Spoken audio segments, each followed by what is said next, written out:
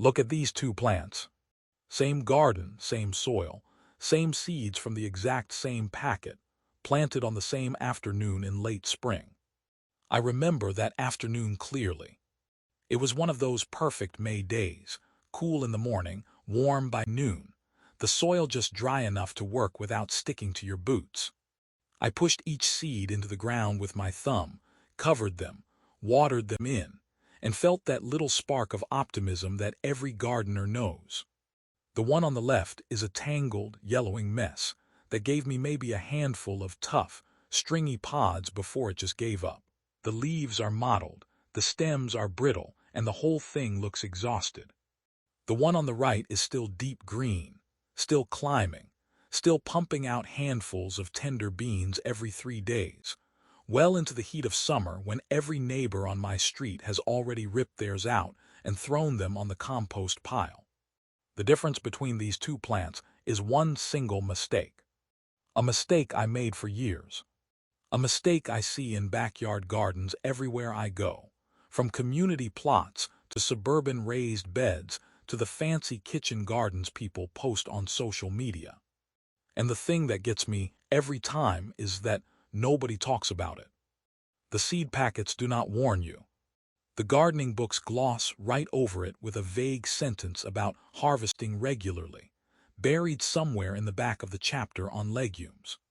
The YouTube tutorials show you perfect raised beds and drip irrigation and elaborate trellis systems, and never mention the one thing that actually determines whether you will be eating fresh beans for 2 months or staring at a sad, brown trellis by the second week of July. I am going to show you exactly what that mistake is, why it happens, and how to fix it in about 30 seconds with zero special tools. Not a single trip to the garden center required.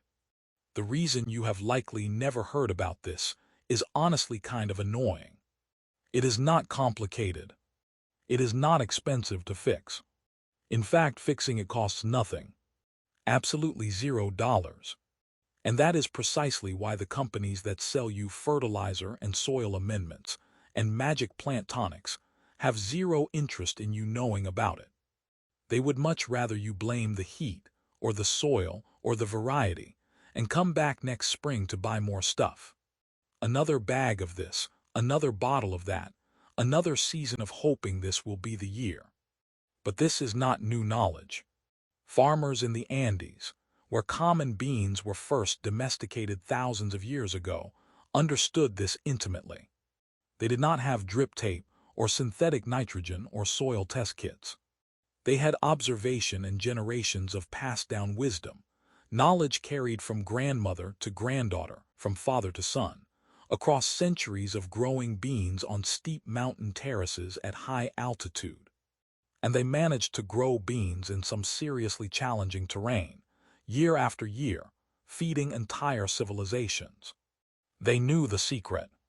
My neighbor Mrs. Kowalska knew it too, though she never called it by any fancy name. She just had a garden that made everyone else on the block look like they were not even trying. And for years I could not figure out why. Let me ask you something. Hand on heart, how many of you have planted beans in the spring, watched them sprout, felt that little rush of excitement when the first true leaves unfurled, maybe even put up a nice trellis, only to watch the whole thing slowly fall apart just as the first flowers started to appear? The leaves get a little pale. Then the edges start to crisp up, turning brown and papery. Then the bottom leaves drop off entirely, leaving bare stems that look like something out of a plant pathology textbook. The flowers come, but they are sparse, and half of them just shrivel up and fall without ever forming a pod. You find them on the ground in the morning, little dried white ghosts of what could have been. The few pods that do appear are stunted, curved, tough as leather. You bite into one, and it is like chewing on string. And you stand there scratching your head because you watered them. You weeded them. You maybe even gave them a nice dose of compost at planting time, turned it into the soil with care, made sure the pH was right. You did everything right as far as you knew. And still, the harvest is a disappointment. Do you know that feeling? I know it all too well. I have been growing beans for a good 15 years, and for at least the first 5, this was my exact experience every single summer. I would get a small flush of beans in June, feel pretty good about myself, and then by mid-July the whole planting was a write-off. I would pull the plants, toss them on the compost, and tell myself it was just too hot, or the variety was not suited to my climate, or some mysterious blight had swept through. I was wrong on all counts. Every single one. Before I tell you what the real problem is, let me walk you through what it is not. Because I have tried all of it. I have been the person standing in the garden center aisle, staring at shelves of bottles, hoping one of them holds the answer. I have spent money I did not need to spend on products I did not need to buy. First, let us talk about fertilizer. The most common advice you will hear when your bean plants look sad is to feed them. Give them a boost. A nice balanced organic fertilizer, or maybe some fish emulsion, or a shot of liquid kelp. And here is the thing. Beans are legumes. They form a symbiotic relationship with bacteria in the soil, rhizobia bacteria, that pull nitrogen straight out of the air and fix it into a form the plant can use. The plant literally feeds itself nitrogen. It builds its own fertilizer factory right on its roots, little pinkish nodules that you can see if you carefully dig one up and wash the soil away. When you dump a bunch of high-nitrogen fertilizer on a bean plant, you are telling that plant to stop bothering with the whole nitrogen fixation project. Why would it waste energy building root nodules and feeding bacteria when there is free nitrogen just sitting there in the soil? The plant gets lazy. It puts all its energy into lush, dark green leaf growth and essentially forgets to make flowers and pods. You end up with a gorgeous, bushy green plant that produces almost nothing.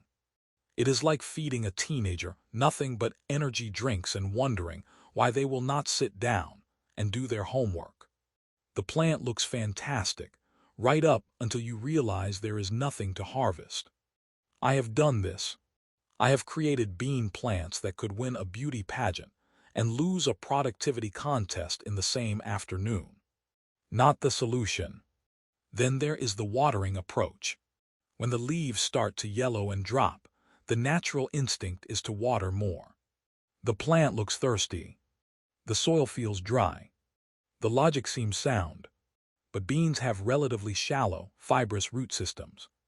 They do not like wet feet.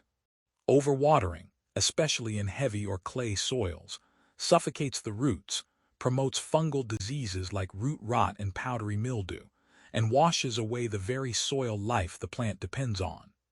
I have killed more bean plants with kindness and a garden hose than I care to admit. On the flip side, letting them get bone dry between waterings, especially during flowering and pod set, is just as bad. The plant panics. It drops its flowers to conserve resources.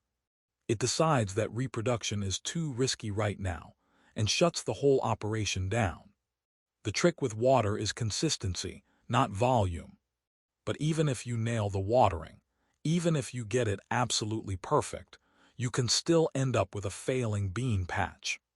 I know because I did exactly that for years. I had drip irrigation on a timer.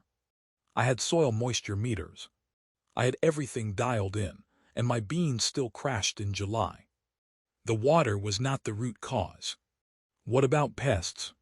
Aphids, spider mites, bean beetles. They show up, they do damage, and they are easy to blame. But here is what I noticed after years of watching my garden like a hawk, after spending countless mornings with a magnifying glass and a notebook, tracking every insect I could find.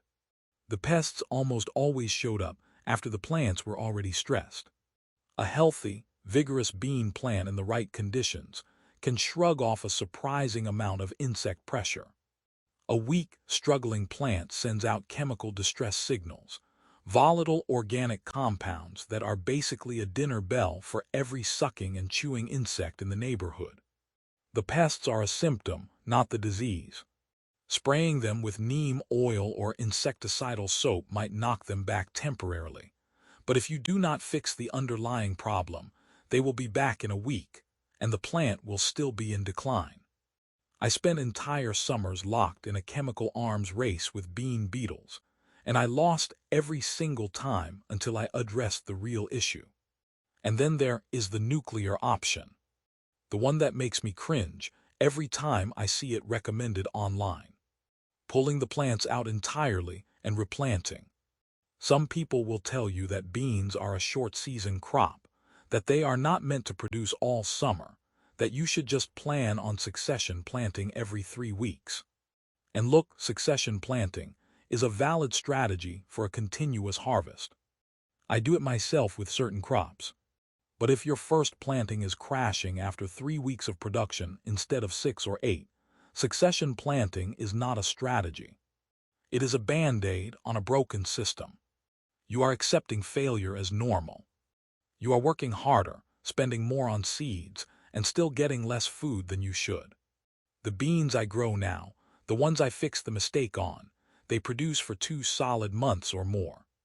I pull them when I am tired of eating beans, not when the plant gives up. That is the difference. So what is the mistake? What is the one thing I was doing wrong for years, the thing misses? Kowalska quietly corrected in my garden one July afternoon, without making a big deal about it. I am going to tell you. But first, I need you to understand something about how a bean plant thinks. A plant does not have a brain, obviously, but it has a deeply ingrained set of biological priorities. Its entire existence is dedicated to one thing: reproducing, making seeds, passing on its genetics.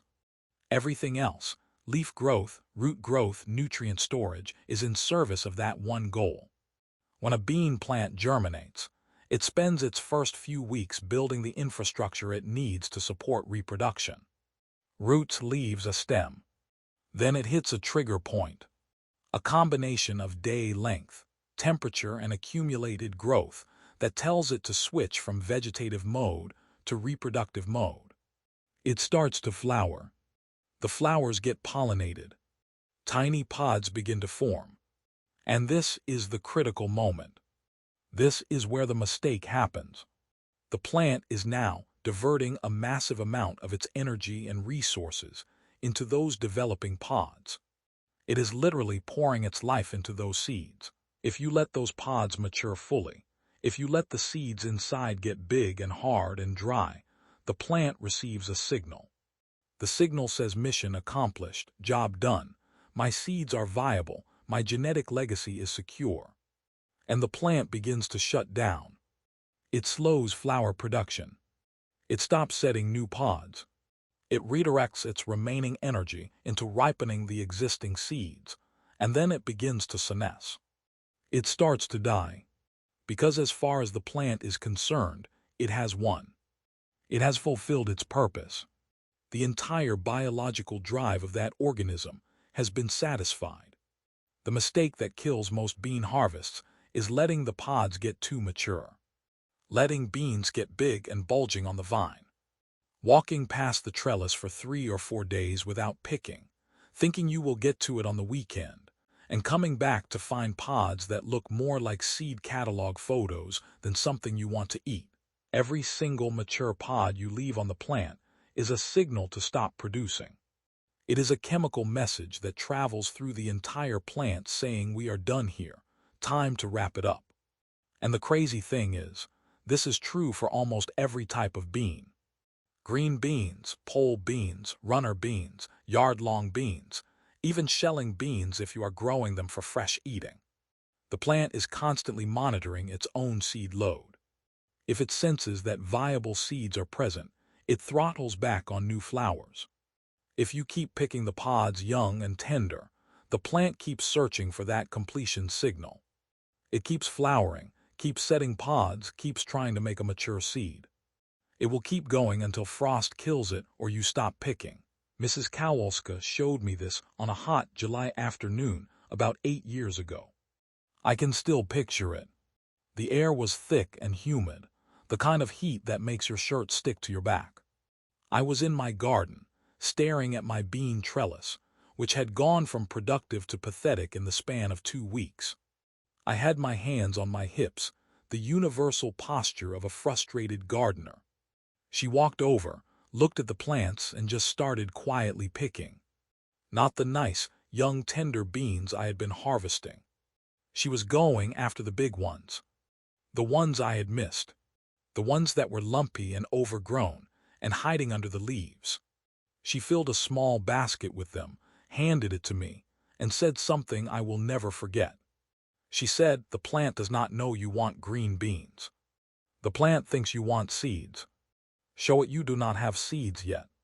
Keep picking and it will keep trying." That was it. That was the entire secret. I had been letting the mature pods sit on the vine because I thought they were a lost cause, too tough to eat, and I was too lazy to remove them. I figured the plant would just keep producing around them. I was wrong. Those mature pods were screaming at the plant to stop. And the plant was listening. I know exactly what you might be thinking right now. Probably just another oversimplified gardening tip that sounds good in theory, but does not actually change anything in the real world.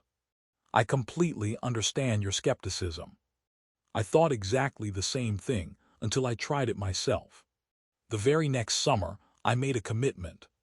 Every single morning, before I did anything else in the garden, I walked my bean trellis with a basket. I picked every pod that was ready, and I also hunted for the ones I had missed the day before. The sneaky ones that hide behind leaves and triple in size overnight. I was ruthless. If a pod was even slightly too big, slightly too lumpy, it came off. I did not leave a single mature seed on the vine. And the results were honestly kind of shocking. That same planting, the same variety that had given up on me by mid-July the year before, kept producing all the way through August and into September. I was picking beans for my dinner table 3 times a week for over 2 months. I gave bags of them to neighbors. I blanched and froze more than I could count. My freezer was full. And the only thing I changed was the picking. I did not add fertilizer. I did not change my watering schedule. I did not spray anything. I just picked. So let me give you the specifics. Because telling you to pick more often is not enough. There is a rhythm to this, and getting it right makes all the difference. The ideal picking window for most snap bean varieties is when the pods are about the thickness of a pencil, maybe slightly thinner. They should be firm and crisp, not soft or leathery. The seeds inside should be barely visible as tiny bumps, not fully formed beans. If you can see distinct individual seeds bulging through the pod, you have waited too long. Pick it anyway. Do not leave it on the plant. It is better to toss an overmature pod into the compost than to let it sit there, signaling the plant to shut down. I know it feels wasteful. I know you want to leave it and see if it will somehow become edible again. It will not. It will only get tougher and more fibrous. Pick it, toss it, and let the plant get back to work making new tender pods. How often should you pick? Every day is ideal. Every other day is acceptable. 3 days is pushing it. If you go 4 or 5 days between pickings, you are almost guaranteed to have multiple pods go past maturity, and you will see a noticeable drop in new flower production within a week. This is especially true in hot weather, when beans develop fast. A pod that was perfect on Monday morning can be overgrown by Wednesday afternoon. You have to stay on top of it. I set a mental rule for myself. I do not let the sun go down without checking my beans. It takes 5 minutes. I walk the trellis, I look behind the leaves, I check the bottom of the plants where the big pods love to hide, and I pick everything that is ready. It has become a ritual. A quiet moment in the evening with the fading light and the sound of the cicadas, just me and the beans. It is honestly one of the most pleasant parts of my day now. There is a technique to the picking itself that matters more than you might think. Bean plants have relatively brittle stems and shallow roots.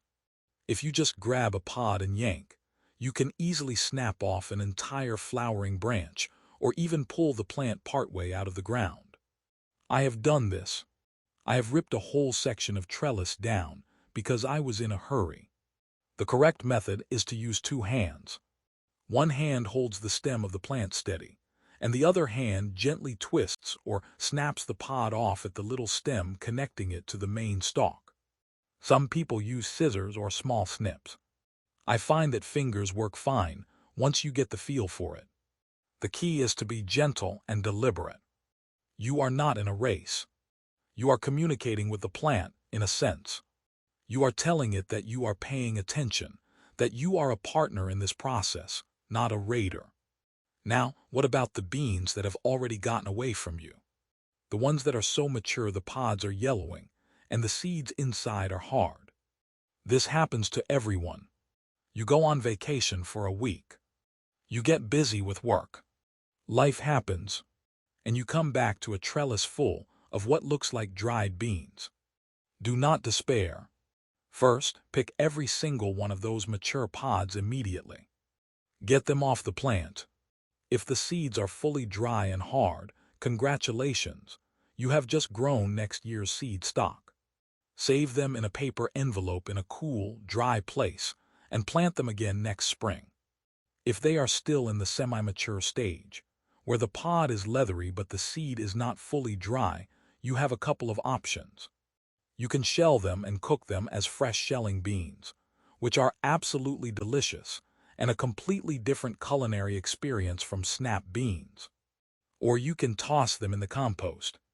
Either way, the important thing is that they are off the plant. Once the mature pods are removed, the plant will often resume flowering, especially if the weather is still warm and you have enough season left. It might take a week or two, but I have seen pole beans bounce back from being completely loaded with mature seed and start pumping out new flowers like it was June all over again. Let me address the variety question, because someone is going to ask. Does this apply to bush beans as well as pole beans? Yes, absolutely. Bush beans have a more determinate growth habit, meaning they tend to set their crop over a shorter window and then decline.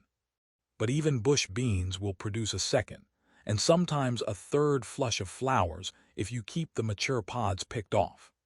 The effect is more dramatic with pole beans and runner beans, which are naturally indeterminate and will keep growing and producing as long as conditions are favorable and the seed signal is not triggered.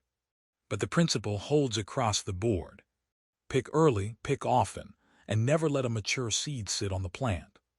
Let me talk about the science behind this for just a minute, because understanding why it works makes it a lot easier to commit to the practice. The signal I have been talking about is regulated by plant hormones, primarily a group called senescence factors. When a seed reaches physiological maturity, the developing embryo produces hormones that travel through the plant's vascular system. These hormones trigger a cascade of changes. The plant redirects nutrients away from new growth and toward the maturing seeds. It reduces chlorophyll production in older leaves, which is why they start to yellow. It suppresses the production of flowering hormones at the apical meristems, the growth tips.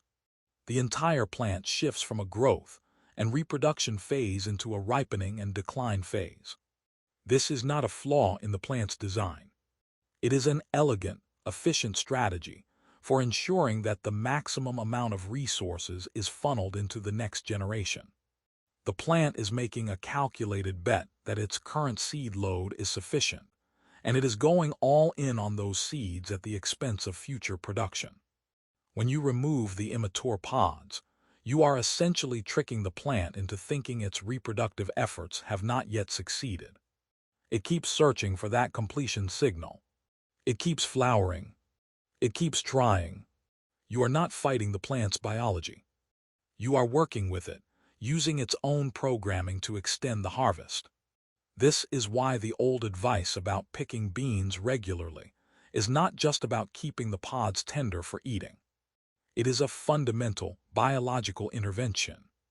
And once you see it this way, it changes how you approach the entire garden. You start to notice similar patterns in other crops. Cucumbers that turn bitter and stop producing when you let one big yellow monster hide under the leaves. Summer squash that shut down when a zucchini turns into a baseball bat. Okra pods that go from tender to wood in the span of a weekend. The same principle applies. The plant is monitoring its seed load. Keep it picked and it keeps producing. So let me give you a daily picking routine that you can implement starting tomorrow morning. It does not require any special tools. You need a basket or a bowl, your hands, and about 10 minutes. Walk your bean trellis or your bush bean rows first thing in the morning if you can. Morning is ideal because the plants are fully hydrated, the pods are crisp, and they snap off cleanly. Evening works too, but morning is better. Start at one end and work systematically. Check the obvious pods first, the ones hanging in plain sight. Then lift the leaves. I cannot stress this enough. Bean plants are masters of camouflage. The most mature pods are almost always the ones you cannot see from a standing position. They hang low. They tuck behind the main stem. They hide under dense foliage. Get down on your knees if you have to. Look from underneath. You will be amazed at what you missed. Pick every pod that is at the pencil thickness stage or larger. If it is slightly overgrown, pick it anyway and set it aside. You can sort later. The important thing is that it is off the plant. Work your way down the entire row or trellis and do not skip any plants.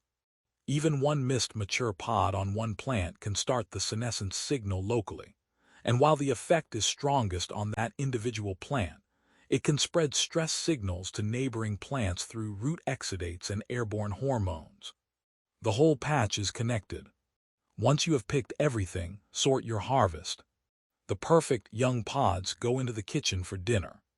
The slightly overgrown but still green pods can be chopped and used in stews or stir-fries, where a little extra texture is fine. The truly tough, fibrous pods with fully developed seeds can be shelled for fresh beans or set aside for seed saving. Nothing goes to waste. Even the pods you cannot eat can go into the compost, where they will break down and feed next year's soil. But nothing, and I mean nothing, gets left on the plant. I want to share a specific story that cemented this lesson for me forever. About 5 years ago, I had 2 rows of pole beans growing on opposite sides of my garden. Same variety, same soil, same everything. One row was right next to the path. I walked every day to get to my tomato patch. The other row was tucked behind a row of sunflowers, kind of out of sight, easy to forget. You can probably guess what happened. The row by the path got picked almost daily because I saw it constantly. The row behind the sunflowers got neglected. I would remember it existed maybe once a week. By mid-July, the difference was staggering. The frequently picked row was lush, green, flowering heavily, and loaded with tender young pods. The neglected row was yellowing, covered in overmature pods, and had almost no new flowers. Same seeds, same soil, same water. The only variable was the picking frequency. That was the moment I stopped thinking of regular harvesting as a nice-to-have and started treating it as the single most important factor in bean productivity. It is not about being a tidy gardener. It is about managing the plant's hormonal signals. It is about understanding what the plant is trying to do and gently redirecting it toward what you want it to do. Now, I know some of you are thinking about the practical realities of life. You cannot pick beans every single day. You have a job, you have kids, you have commitments. I get it. I am not retired. I do not spend all day in my garden. Here is what I have found works. If you can commit to picking every other day, you will get maybe 80% of the benefit of daily picking. If you can only manage twice a week, you will still see a significant improvement over letting them go for 10 days. The key is consistency and thoroughness. When you do pick, be absolutely meticulous. Do not rush. Spend the extra 5 minutes looking under every leaf. The more mature pods you remove in a single session, the longer the positive signal lasts. And if you know you are going to be away for a week, there is a trick. Before you leave, pick every single pod on the plant, even the tiny ones that are not quite ready. Yes, you will sacrifice some potential harvest, but you will also reset the plant's seed load to 0. When you return, the plant will have put out new flowers and new pods, and you can resume your regular picking.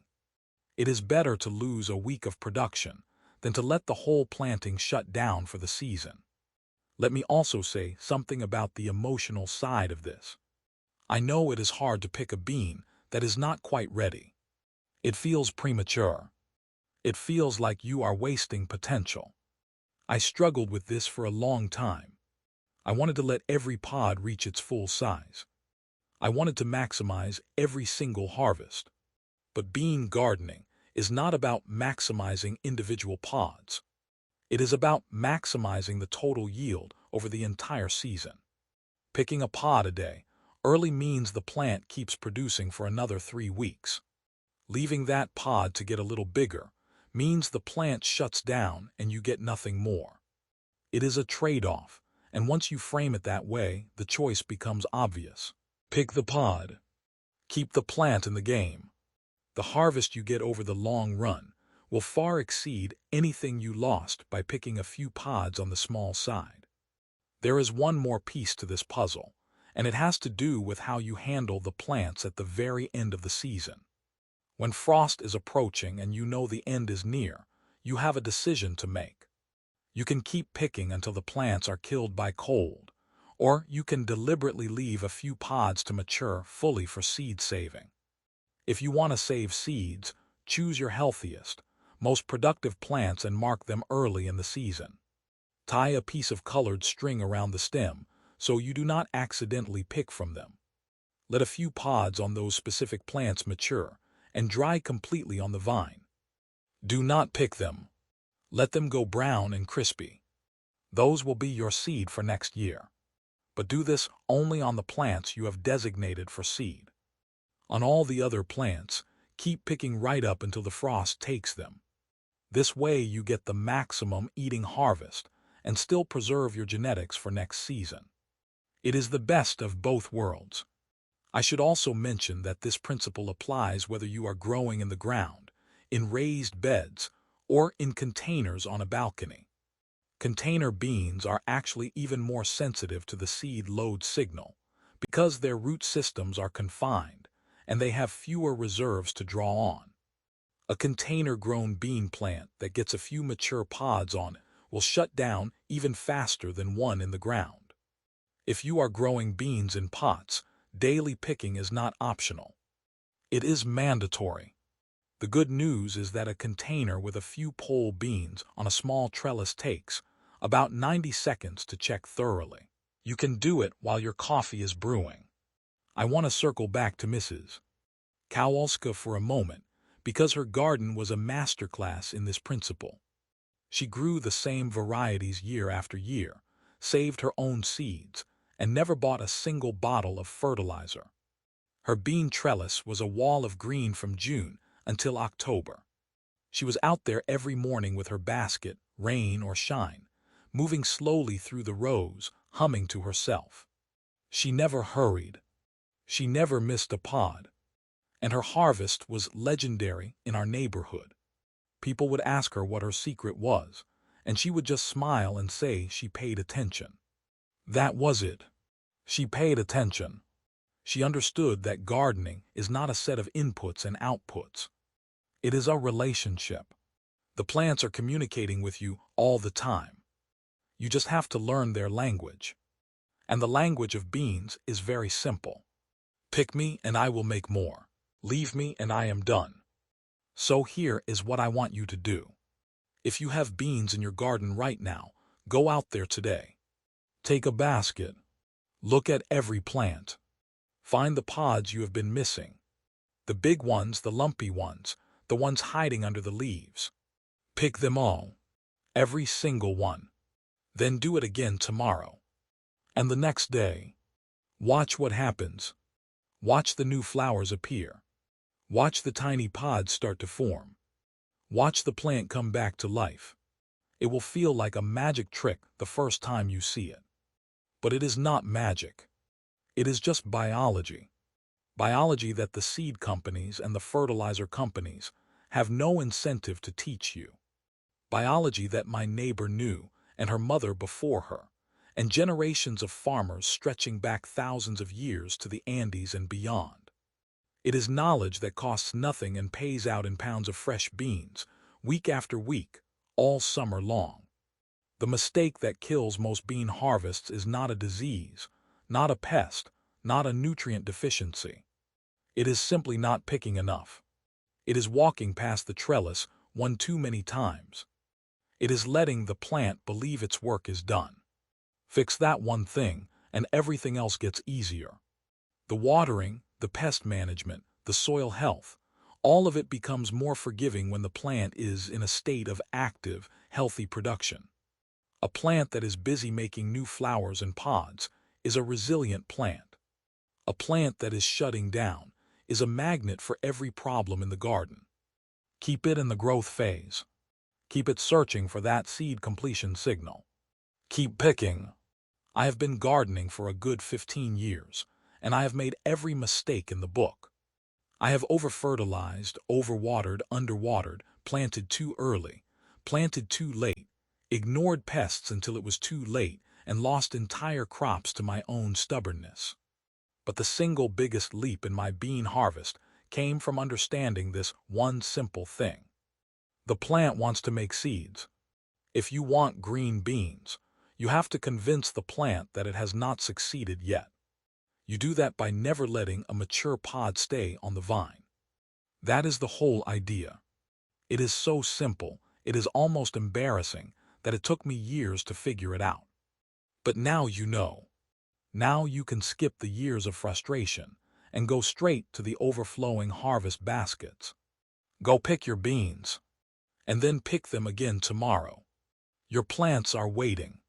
If this changed the way you think about your bean patch, if you are looking at that trellis differently now, do me a favor. Share this with someone who is staring at a sad, yellowing bean plant right now and wondering what they did wrong. The answer is probably simpler than they think. And if you want more of this kind of forgotten garden wisdom, the stuff that actually works, the stuff that costs nothing and changes everything, stick around.